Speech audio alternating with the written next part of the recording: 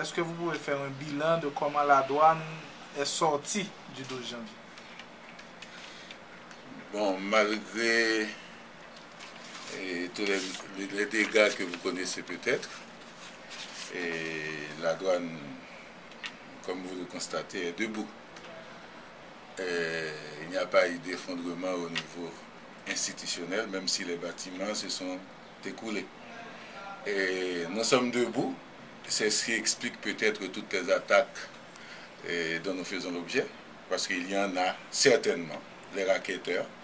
Nous avons un spot qui le dit très bien, même s'il y a des médias qui refusent de passer ce spot, peut-être sont-ils mouillés. Mais effectivement, depuis le séisme, la douane, malgré les dégâts, est debout et nous appliquons la loi. Les recettes, puisque c'est une préoccupation de toujours du gouvernement, les recettes sont très bonnes. Et contrairement à toute prévision, les recettes sont bonnes. C'est tout ce que je peux dire pour le moment. Quand vous dites que les recettes sont bonnes, directeur général, ça veut dire quoi? Comparé à l'exercice passé, les 9 premiers mois de l'exercice passé, est-ce qu'on peut dire que pour l'exercice 2009-2010, nous sommes dans des chiffres comparables ou bien encore meilleurs qu'avant? Bon, et meilleur par rapport à l'année dernière, mais pas meilleur par rapport au début de l'exercice. Parce qu'en décembre, on a eu environ 2 milliards de gouttes de collectés. Et le pic après le séisme, c'est 1,7 milliard à peu près. Mais je dis que les recettes sont bonnes parce qu'on ne s'attendait pas à ça. Ça montre que la douane est bien debout.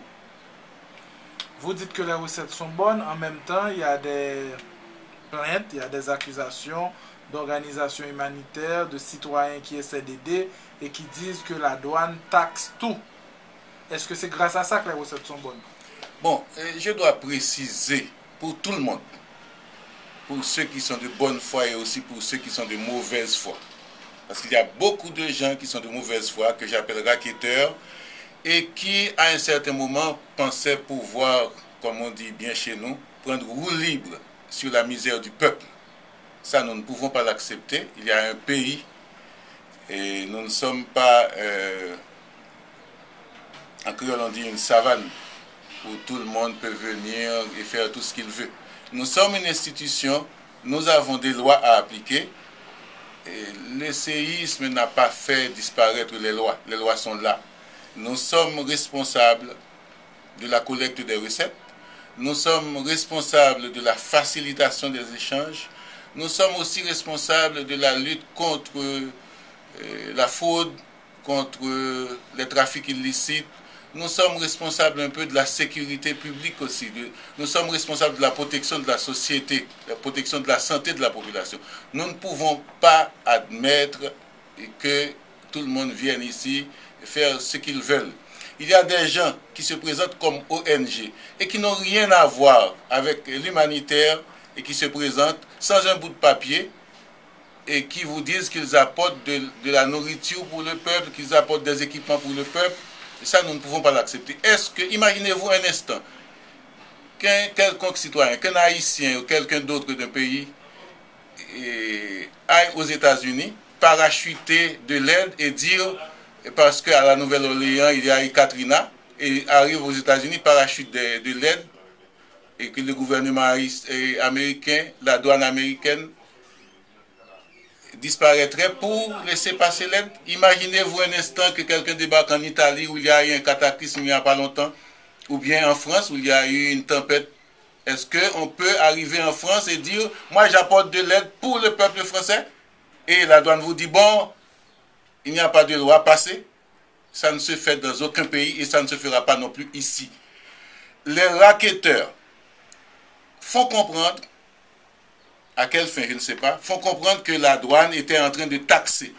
La douane ne taxe pas, ne taxera pas et n'a jamais taxé l'aide humanitaire. Mais il y a des règles à respecter. Est-ce qu'un douanier peut décider d'exonérer une marchandise des taxes. Non, la douane ne peut pas. Si vous apportez de l'aide au peuple, si vous êtes une ONG et que vous êtes reconnu par l'État haïtien, par le gouvernement haïtien, vous allez bénéficier de l'exonération. La douane appliquera cette exonération. Mais vous ne pouvez pas arriver à la salle d'arrivée de l'aéroport ou bien au port, à n'importe quel port, à la frontière, et puis vous amenez pour dire que vous apportez de l'aide au peuple haïtien. Tout le monde trouverait ça étrange que la douane vous laisse passer. C'est tout ce que la douane fait. La douane applique la loi. Si vous avez des autorisations qui vous permettent de bénéficier de l'exonération, si la loi vous donne des privilèges, vous allez bénéficier de les privilèges. Mais ne venez pas à la douane dire vous apportez de l'aide au peuple haïtien, le peuple souffre, c'est l'urgence, on doit vous laisser passer. Non. Il y a trop de contrebandiers qui utilisent la filière humanitaire pour s'enrichir. La douane ne va pas l'accepter. Il y a beaucoup de philanthropes sérieux aussi dans le pays. Mais il y a beaucoup de produits aussi qui se vendent dans la rue. Donc il faut que les journalistes mènent des enquêtes pour voir à qui profite cette levée de bouclier contre la douane. Directeur général, est-ce qu'il y a des cas où vous avez pu saisir des marchandises, saisir des biens qui essaient d'entrer par la filière humanitaire? Nous avons saisi beaucoup de biens, nous avons saisi même des produits pétroliers. Nous avons saisi des produits, des équipements informatiques sous couvert de l'aide. Nous avons saisi beaucoup de choses. Oui? Mais je crois qu'en ce moment, en cette période où le peuple souffre, il n'est pas nécessaire qu'on crée une tempête autour de l'humanitaire, autour de ce qui est saisi en douane. Ce n'est pas notre priorité. Mais nous devons appliquer la loi. Mais nous n'allons pas laisser les gens dire n'importe quoi non plus. C'est pourquoi nous avons fait sortir un spot pour préciser les règles. Et les ONG sérieuses le savent. Les ONG sérieuses connaissent les règles. Oui? On dit par exemple que la douane non seulement taxe l'aide humanitaire, mais aussi fait payer des droits d'entreposage. La douane n'a pas de dépôt. La douane ne saurait faire payer des frais d'entreposage. La douane n'a pas de dépôt. Bien entendu, nous exerçons une surveillance douanière sur les entrepôts privés. Mais la douane n'a pas de dépôt. La douane ne fait payer aucune taxe. Et tout ce qu'on paie à la douane, on le paie à la Banque de la République d'Haïti, à Port-au-Prince, et en province à la BNC. Donc ceux qui parlent on parle même de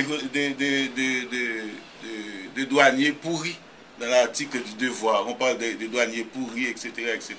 On dit beaucoup de choses. Et moi, j'estime qu'il y a beaucoup de choses qui se cachent derrière cette campagne de dénigrement.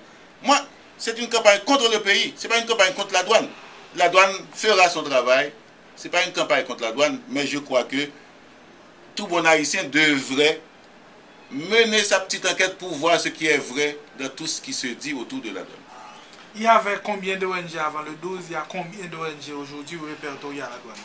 Bon, la douane ne gère pas les ONG. La douane exécute les instructions du ministère de l'économie et des finances. Nous ne sommes pas juges. Nous ne faisons qu'exécuter les instructions du ministère de l'économie et des finances. Mais vous savez que les ONG sont gérées par le ministère du Plan, le ministère de la Planification.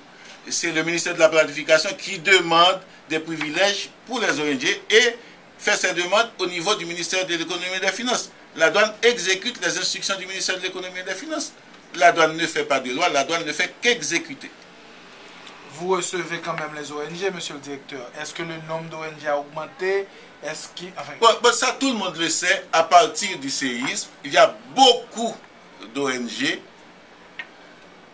Et il y en a qu'on dit grandes ONG. Mais si vous êtes grande ONG, mais si vous n'êtes pas reconnu, il faut vous faire reconnaître par le gouvernement. Vous ne pouvez pas débarquer dans un pays et vous présenter et vous faites ce que vous voulez. Ce n'est pas acceptable, ce n'est pas possible. Mais, je le répète, nous ne faisons qu'exécuter la loi. Nous appliquons la loi et les instructions du ministère de l'économie et des finances. Tout simplement.